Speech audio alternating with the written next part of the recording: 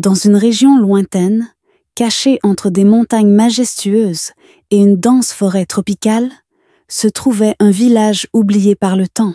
Ce village, prospère mais isolé, vivait en paix depuis plusieurs générations sous la protection supposée d'un immense arbre qui se dressait fièrement au centre de la place du village.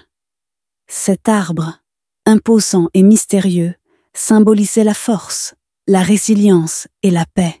Pourtant, derrière ce symbole de prospérité, une sombre malédiction hantait le village. Le prince Akaaïch, jadis aimé de tous, avait été transformé en cet arbre par une sorcière jalouse et amoureuse de lui. Akaaïch était un jeune prince d'une beauté extraordinaire. Sa peau luisait comme l'ébène sous le soleil et son regard captivait tous ceux qui croisaient son chemin.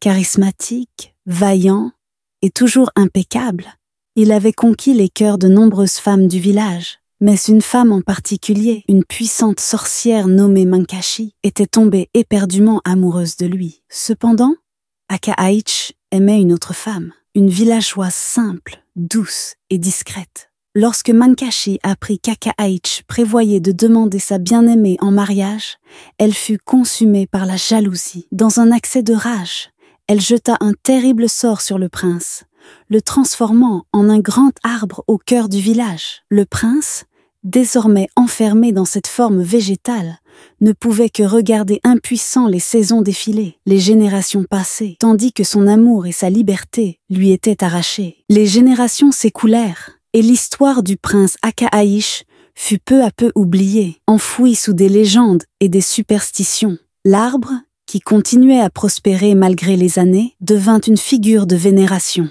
Les anciens racontaient que cet arbre était le protecteur du village et que tant qu'il restait debout, le village serait en paix. Les villageois, ignorant la véritable nature de l'arbre, lui offraient des sacrifices d'animaux lors des grands festivals, le décorant avec des guirlandes et des offrandes de fruits pour s'assurer de sa protection. Des rituels élaborés étaient instaurés pour apaiser l'esprit de l'arbre et les habitants étaient convaincus que sans lui, des malheurs s'abattraient sur le village. Ils s'allaient même jusqu'à lui donner un nom, l'arbre de lumière. C'était devenu une tradition annuelle de célébrer un grand festival en son honneur. Cependant, un matin comme un autre, les premiers signes d'un malheur imminent apparurent. Les feuilles de l'arbre commencèrent à jaunir et à tomber. Son tronc jadis robuste commençait à se fissurer. Le village, habitué à la beauté florissante de l'arbre, fut pris de panique. Pour eux, cet arbre symbolisait la paix et la prospérité. S'il mourait, cela signifierait la fin de leur protection. Très vite, les villageois intensifièrent leurs offrandes. Moutons, chèvres, bœufs, rien n'était trop cher pour sauver l'arbre sacré. Mais malgré tous leurs efforts, l'arbre continuait de dépérir. Les feuilles tombaient par centaines. Le tronc s'assombrissait et l'écorce se craquelait de jour en jour. Des rumeurs de malédiction commencèrent à se répandre. Certains accusaient des esprits malveillants d'être responsables, d'autres pensaient que c'était la colère des ancêtres. Les anciens du village se réunirent pour discuter de la situation. Conscients que le temps était compté, une solution drastique s'imposait. Parmi les anciens, un sage respecté proposa une solution terrible. Pour sauver l'arbre et donc le village, un sacrifice humain devait être fait. Selon les anciennes croyances, seuls les sacrifices les plus importants pouvaient apaiser les esprits.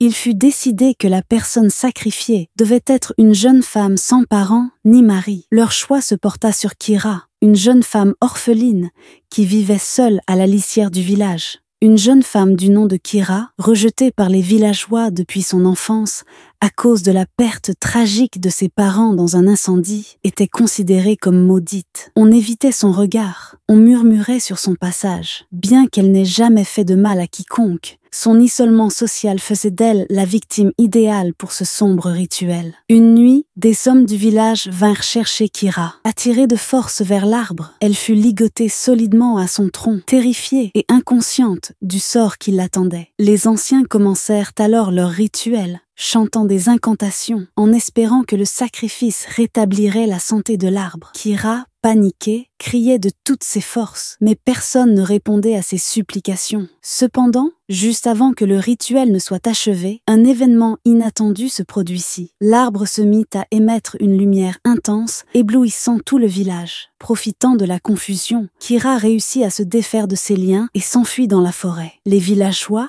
abasourdis par la lumière émanant de l'arbre, décidèrent de la pourchasser pour finir le sacrifice. Kira se réfugia dans les profondeurs de la forêt, son cœur battant la chamade. Elle savait que sa vie était en danger, mais elle n'avait nulle part où aller. Après plusieurs jours de traque, elle fut finalement retrouvée par un chasseur du village. Traînée de force de retour au village, elle fut de nouveau attachée à l'arbre, cette fois sous une surveillance renforcée. Alors que les villageois creusaient une tombe à ses pieds pour l'enterrer vivante, Kira commença à pleurer, implorant leur pitié. Mais ses appels restèrent sans réponse. Tandis qu'elle touchait une dernière fois l'écorce de l'arbre, celui-ci se mit à briller d'une lumière encore plus éblouissante que la première fois. Les villageois, terrifiés, fermèrent les yeux. Lorsqu'ils les rouvrirent, ils virent un miracle. Devant eux se tenait un homme splendide, éblouissant de lumière et de beauté. C'était le prince Akaaïch, enfin libéré de la malédiction qui l'avait enfermé dans l'arbre pendant des décennies. Il remercia Kira de l'avoir sauvé, expliquant que seule une femme sans parents, ni mari, pouvait briser le sort qui le retenait prisonnier. Sans elle, il aurait été condamné à disparaître avec l'arbre. Les villageois, encore sous le choc, réalisèrent qu'ils avaient failli sacrifier une innocente pour un arbre qui n'avait jamais été leur protecteur, mais un prince emprisonné. Akaaïch, bienveillant, leur pardonna leur ignorance. Face à cette révélation, les villageois proposèrent de couronner Akaaïch comme leur roi, car le trône était vacant depuis longtemps. Il accepta de devenir leur roi, à condition que Kira devienne sa reine. Après tout, elle lui avait sauvé la vie. Malgré la réticence initiale des villageois, qui voyaient encore en Kira une paria, Akaaïch insista sur sa valeur. Le mariage royal entre le roi et Kira fut célébré avec faste, marquant le début d'une nouvelle ère pour le village. Sous le règne d'Akaaïch et de Kira, le village connut une prospérité sans précédent. La paix et la sagesse régnèrent, et les vieilles superstitions furent peu à peu oubliées. Kira, autrefois rejetée, devint une reine aimée et respectée, symbole de courage et de résilience. Elle enseigna aux villageois la compassion, la tolérance et le respect de l'autre, peu importe ses origines. Et le prince, reconnaissant de sa liberté retrouvée, régna avec sagesse et bienveillance. Merci de bien vouloir noter la vidéo sur une échelle de 1 à 10, cela nous aiderait beaucoup.